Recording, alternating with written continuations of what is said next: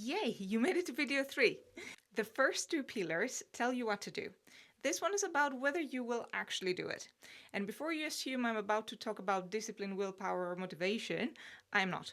Those three things are the wrong frame entirely, and they are the reason most advice fails clinicians. Well, not just vets, and not just clinicians, like anyone really busy and like anyone living a real life, quite frankly. Because they assume that the problem is intention. And in my experience, intention is never really the problem. You intend to train, you intend to eat properly, you intend to protect your evenings. The intention is consistent. No one questioned that. The behavior is not. So, what is the gap? After years of coaching, I have found that the gap is identity and architecture. Let me explain what I mean by both. Identity first. The question is not what you are trying to do, it is who you are trying to become and who you actually are right now. There is a meaningful difference between a person who is trying to train more and a person who is a clinician who trains. The second person does not negotiate with herself about whether today is a good day for it. It is simply what she does, in the same way that being a vet is simply what she does. Identity-based behavior does not require decision making. That's the key difference. And decision making, as we covered in the fueling video, is a depleted resource by the time you get home. The shift from trying to being is not dramatic, it is incremental. It happens through repeated small actions that accumulate into a new self-concept. The accountability system inside this framework is designed specifically to support that accumulation, not to catch you when you fail or to kick you when you fail, but to keep the behavior happening at a frequency that builds that identity, that builds the proof. Now, architecture is the second piece, and this is where the 5 conditions that you may be all too familiar come in.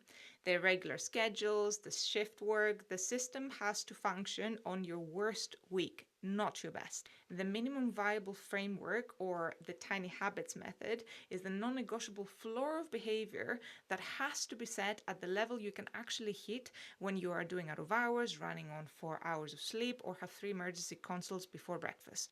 By the end of a clinical day, your decision-making capacity is basically non-existent. A behavioral architecture that requires you to make good decisions in real time at 8 p.m. will fail you 8 times out of 10. What works, however, is set defaults, pre-made decisions. The post-shift protocol that runs automatically because you decided earlier, before you were depleted. Then we have navigating the practice food environment, client thank yous, break room culture, pharmaceutical lunches. The food environment of a veterinary practice is abysmal, frankly. Sorry, there's no other way around it. The architecture does not fight this environment. It works with a pre-built decision structure that holds even when you are tired, grateful, and the tin of shortbread is right there staring you right in the face. Compassion fatigue is the next thing, and the food connection that comes with it. The emotional weight of the work that we do, the euthanasias, the financial constraints of the owners, the moral distress that we're constantly under, lands somewhere in your body. And for most clinicians, this hits in the evening when it's quiet, and it's usually in the form of food, alcohol, late night scrolling. The architecture specifically addresses this pattern because ignoring it means the system breaks at the exact moment it is most needed. And accountability, that's the last piece here. Not someone watching you per se, but a structure that keeps your daily behavior in alignment with who you have decided to become when you're not that person yet. As a health professional who have already decided that health matters, the accountability layer is what makes a decision visible in your actions consistently, not just in your intentions. You're not starting from zero.